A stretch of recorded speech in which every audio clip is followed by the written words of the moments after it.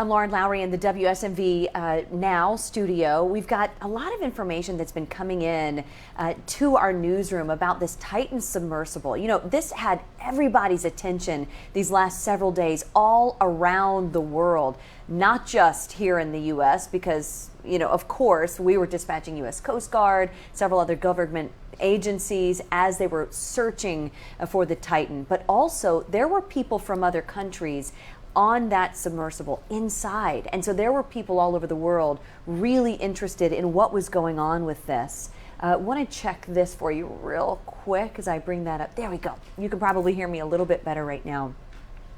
I want to show you some video here as we take a look at exactly the 5 people who were inside that submersible. Captain Hamish Harding, Paul-Henri Nargiolet, Stockton Rush, who owned the company, Shahzada Dawood, and his son Suleiman Dawood. And there was some new information that NBC News just put out today that I want to read to you. I'm going to read it off my phone, matter of fact. The aunt of Suleiman Dawood, in an interview with NBC News, said her nephew had informed a relative that he wasn't very up for this trip, but went on the excursion anyway because it happened over Father's Day weekend, and his dad, Shahzada, who you see there, he just really wanted to please his dad for Father's Day, and his dad was passionate about the Titanic, and so that's why he just really wanted to go with his dad, even though he didn't so much care about, you know, the thing itself. He didn't want to go into the ocean, didn't want to go into that Titan submersible because he was scared of it. The aunt went on to say that she felt disbelief and that she, after she heard the announcement from the U.S. Coast Guard Rear Admiral John Mauger yesterday that underwater debris had been found, was consistent with that catastrophic implosion. That was when the aunt of Suleiman said, oh my goodness, he didn't even want to go. And so that's now become part of this story. I want to show you a story that we just have gotten access to today here in the last couple of hours as we go straight to the scene of where was kind of like ground zero, where everything started in terms of the search. Check this out here. A day after discovery of debris less than a half-mile from the bow of the Titanic wreckage and the confirmation from the Coast Guard that it was in fact pieces of the missing submersible, the questions shift from where it may be to why and how this happened. It is a search not for those 5 men on board, but for evidence and answers. And we know that the remote operated vehicles that have been a part of all of this will remain in the region, mapping out the area, trying to find more evidence of what went wrong. What we have been told by those who have been a part of this operation is that the evidence right now appears to show that there was some type of catastrophic implosion, and that likely the result of a break in the pressure inside that vessel.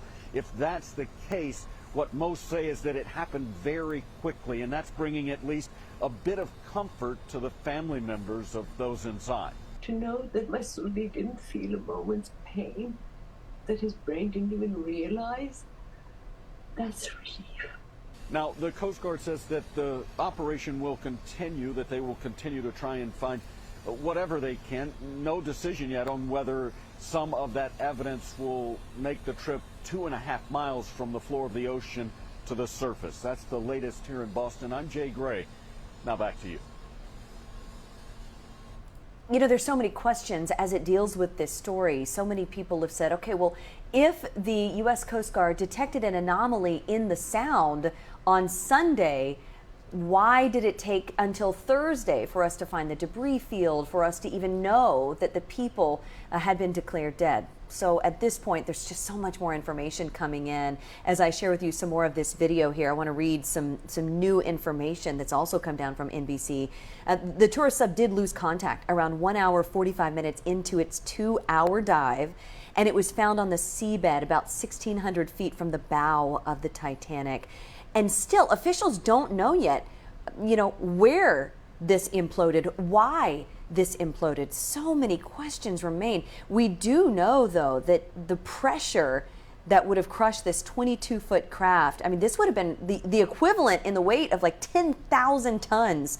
And what is that? The wrought iron Eiffel Tower. So imagine the pressure of that Eiffel Tower on this vessel, that is what caused it to implode. Now, at this point, why it happened, gosh, that's what's going to take all of the investigations. You know, this was a conversation that we've had just even here in the newsroom about when a plane crashes, you have a black box, you have some indication of what might have happened. Well, in a vessel like this, it's unregulated. There's not going to be the same kind of information that we would typically get from, again, something like a plane crash. So what kind of debris they might have found, even if they found bodies of the 5 people missing, we don't know that yet. So there's a huge investigation that's going to be underway now as they try to piece back together what in the world happened with this thing. And the assumption at this point is that the implosion happened on Sunday, an hour and 45 minutes into what was going to be a 2-hour dive. So it happened potentially before they even realized something was wrong. Of course, it's speculation. We don't exactly know what was going on inside at the time of that implosion, but it was instant. They would have had no idea what was happening as it happened. As you heard one woman say in the story I played for you just a moment ago, that brought her a little bit of comfort, knowing that her Suleiman, her 19-year-old nephew, didn't feel any pain. I want to share a story with you that gets into the details of how they found the wreckage, how searchers found the wreckage, and specifically the tool they used to find it. Check this out. After 4 days, an international search effort that covered air and sea has ended in tragedy. A remotely operated vehicle more than 2 miles below the surface, making a grim discovery, ending hopes of finding the 5 people on board alive. The debris field is consistent with a catastrophic implosion of the vessel. A tweet shared the first news. Debris found about 1/3 of a mile away from the Titanic wreckage. The Coast Guard says an ROV located 5 major debris pieces on the ocean floor. First, a nose cone, then a part of the vessel where passengers would have been. We found the front end bell of the pressure hull. That was the first indication that there was a catastrophic event. The company that operated the Titan said in a statement they believed all lives aboard were sadly lost, including OceanGate's CEO, a Titanic explorer, an adventurer who had been to both poles, and a father and son duo. The statement went on to say these men were true explorers who shared a distinct spirit of adventure. The Coast Guard says more investigation is needed, but debris suggests those banging sounds picked up Tuesday and Wednesday by sonar did not come from the Titan calling for help. One friend of victim Paul-Henri Nargeolet said a marine explorer once described another catastrophic implosion like this. He said, for the crew, it was just like a light switch was switched off. They didn't even realize what was happening. They didn't suffer. Yeah, I think pointing that out, you're hearing more people say that here in the last 24 hours since we got the news. It was in the 2 o'clock hour on Thursday afternoon that the Coast Guard did hold a news conference showing everyone what they had found, or essentially just telling them that they had found the debris field and that the lives would be sadly lost. The depth of the Titanic, of the wreckage, I mean, it's significantly far down. It's something like 12 to 14,000 feet, right? So below the ocean surface. So you're talking about significant amounts of pressure from the water that's pressing down on this submersible. It's the reason why few people have ever even seen this wreckage, because it is so dangerous for humans. That amount of pressure, you just can't even imagine what that would do clearly to a craft. And here we have evidence of what can be done. Again, I want to show you the 5 people who were killed in this. Captain Hamish Harding, Paul-Henri Nargeolet, Stockton Rush, the owner of the company, and then the father-son duo, Shahzada and Suleiman Dawood. And as I mentioned earlier, NBC News is now reporting that Suleiman, on the far right, the 19-year-old, was terrified to go on that trip with his father, didn't even want to go, but because it was Father's Day weekend, he said, okay, Dad, I'll go with you. And then an hour and 45 minutes into that trip is when Coast Guard is now believing that implosion, that catastrophic implosion happened. And in that exact moment, it would have been blink of an eye were the deaths of those 5 men. So this is a story that, gosh, has so many people's attention right now. It has our attention, it has the world's attention. As more information comes out, we will continue to keep following this for you and bring you every bit of details. And also, if you want to follow this story, WSMV.com and our WSMV4 app, we have all of these stories for you right here. Just kind of scroll up to the top so you can see.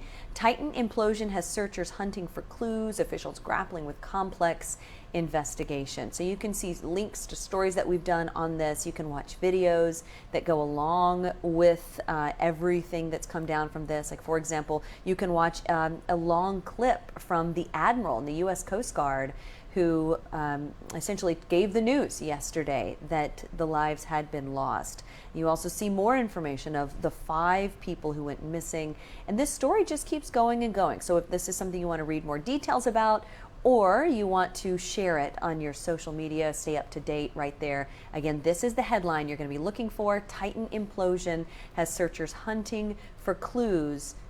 Officials grappling with complex investigation. So of course, a lot more questions than answers at this point. So we're going to keep following it for you. For now, I'm Lauren Lowry in the WSMV4 Now studio.